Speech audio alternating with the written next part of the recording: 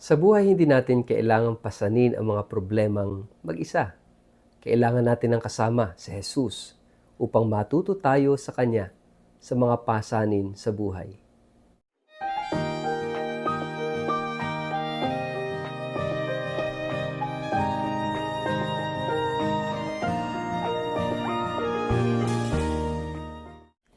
Ang mabuting balita ng Panginoon ayon kay San Mateo. Lumapit kayo sa akin, kayong lahat na nahihirapan at lubhang nabibigatan sa inyong pasanin, at kayo bibigyan ko ng kapahingahan. Pasanin ninyo ang aking pamatok at matuto kayo sa akin, sapagkat ako'y maamo at may mababang loob. Makakatagpo kayo sa akin ng kapahingahan, sapagkat madaling dalhin ang aking pamatok at magaan ang pasaning ibibigay ko sa inyo.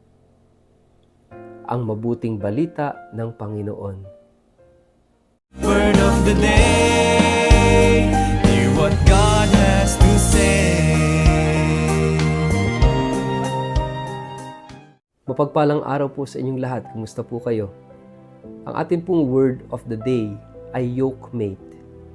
Bago po tayo magpalalim sa ating pong reflection sa araw na ito, kayo po ay muli kong inaanyayahan na huwag kakalimutan mag-like, follow at subscribe sa ating pong Facebook page at YouTube channel na Word of the Day. Ganun din po pakishare ang videong ito sa inyong kapamilya, kamag-anak, kaibigan, mga kakilala sa social media para sama-sama tayo sa pagiging media evangelizers at online missionaries na nagpapalaganap ng salita ng Diyos sa mundo ng social media.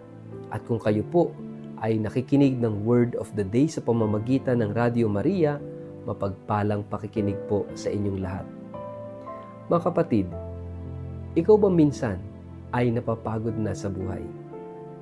Ikaw ba'y nahihirapan sa pagpasan sa mga problema na pinagdaraanan mo sa iyong buhay?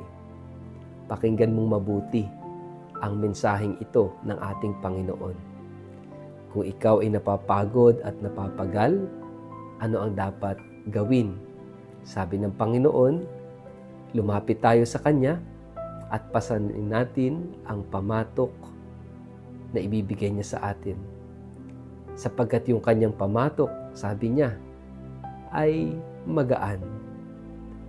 At sabi niya na matuto tayo sa Kanya sapagkat siya'y may maamo at mababang puso. Napakaganda at napakahalaga ng mensahe sa atin, mga kapatid. Tayong lahat ay naka-enroll sa School of Life, sa eskwelahan ng buhay, na kung saan mayroon at bahagi ng buhay ang mga pagsubok at mga problema. Parang sa tunay na eskwelahan, di po ba? May mga eksaminasyon, mga pagsusulit, kinakailangang mag-aral ng mga aralin, kinakailangang makinig sa guro. Pero hindi lang yon, para matuto at i-apply ang natutunan sa pang-araw-araw na buhay. Ganon din sa School of Life. Si Jesus ang ating guro. Yung mga pagsubok, problema, at hirap sa buhay, yan ang ating mga subjects. Kinakailangan nating matuto sa ating mga aralin, sa mga subjects na meron tayo. Lahat tayo naka-enroll sa eskwelahan ng buhay. At si Jesus bilang guro natin, binibigyan tayo ng mga pamamaraan, mga techniques, upang sa ganoon matuto tayo at maging madali ang ating mga aralin sa pagpasan natin sa mga problema at hirap at pagsubok sa buhay. Ano ang sabi niya? Matuto kayo sa akin, pasanin ninyo ang aking pamatok. So ibinibigay sa atin ni Jesus ang kanyang pamatok. Alam niyo po, hindi natin maintindihan yan kung hindi natin alam ang konteksto ng mga Hudyo. Dito sa atin sa Pilipinas, yung pamatok o yung yoke, isang piraso lang kasi isang kalabaw lang naman yung humihila. Pero sa Israel, dalawang hayop yung humihila, dalawang baka ang humihila. Kaya kambal ang pamatok. Yung pamatok na ibinibigay sa atin ni Jesus ay kambal na pamatok. Isa sa atin, isa sa Kanya. Ibig sabihin, kasabay dapat natin si Jesus sa pagpasan.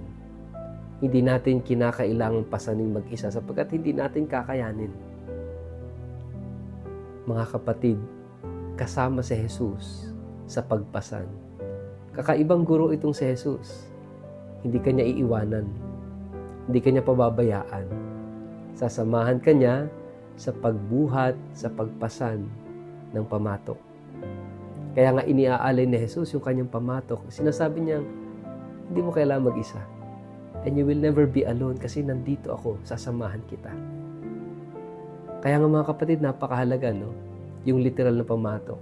Kinakailangan yung dalawang hayop na nagpapasan, kinakailangan sabay sila sa galaw. Kung aabante, umabante, kung aatras, kung kakanan, dapat kumanan. Pero pag nag-iba ng direksyon, sasaktan nila ang isa't isa. Pahihirapan nila ang isa't isa.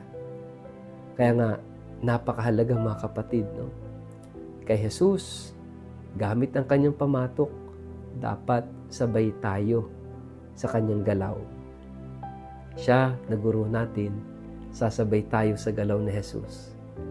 Kapag ka tayo ay tataliwa sa kanyang galaw, masasaktan tayo. At hindi lang yon, masasaktan din si Jesus. Kaya nga napakahalaga, kung aabante, umabante. Kung kakanan, kumanan, kaliwa, dapat kumaliwa.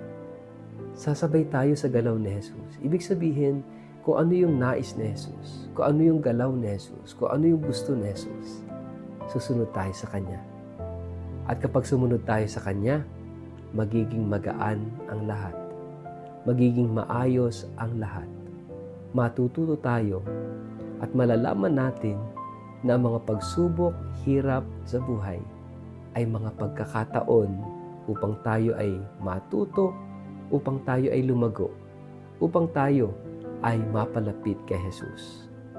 Kaya nga mga kapatid, anuman ang pinagdaraanan mo sa buhay mo ngayon, mahirap man, mga kapatid, pagkakataon mo yan. Pagkakataon mo yang matuto kay Jesus. Isama mo si Jesus sa mga pinagdaraanan mo. At subukan mong gumalaw kung ano ang galaw ni Jesus. Mga kapatid, sigurado, magiging magaan, magiging maayos ang lahat. Huwag susuko. Huwag bibitaw kay Jesus. Huwag hihiwalay kay Jesus. Huwag lalayo kay Jesus. Huwag iiba ng direksyon kay Jesus. Sabay lang sa galaw. Maging yokemate ka ni Jesus. Gawin mong yokemate si Jesus. At siguradong magiging maayos din ang lahat. Sa ngalan ng Ama at ng Anak at ng Espiritu Santo. Amen. Ama naming Diyos, salamat sapagkat hindi mo kami pinababayaan. Salamat sapagkat ipinadala mo si Jesus sa amin upang samahan kami, palakasin kami, patatagin kami sa aming pag-araw-araw, sa aming pagbubuhat ng krus at mga pagsubok araw-araw. Bigyan mo kami ng biyayang aming kinakailangan. Amen.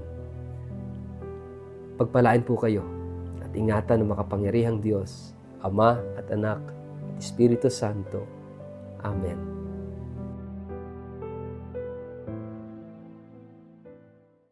Sa lahat po ng aking mga followers sa Word of the Day, ang atin pong simbahan ay magdiriwang ng taon ng Hubileo sa susunod na taon, 2025, na tatawaging Jubilee of Hope. At bilang paghahanda po dito, ako po ay nagtakda ng isang espesyal na pilgrimage sa taong ito.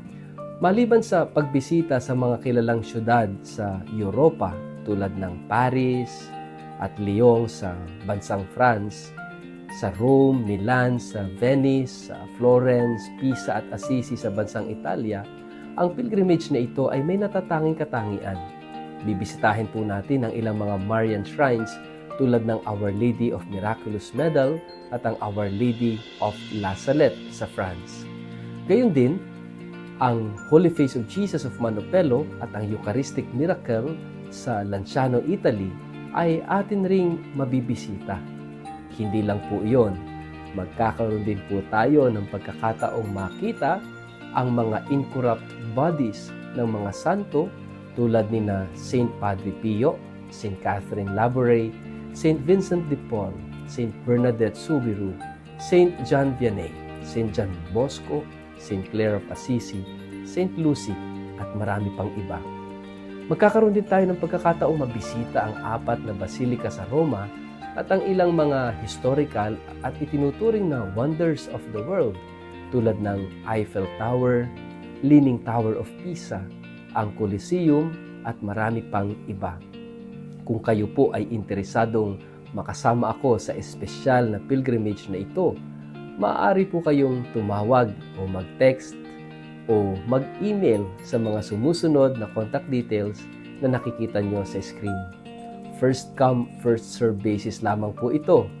Kaya kung kayo interesado, huwag kayong mag-atubiling mag-contact sa amin. Maraming salamat po.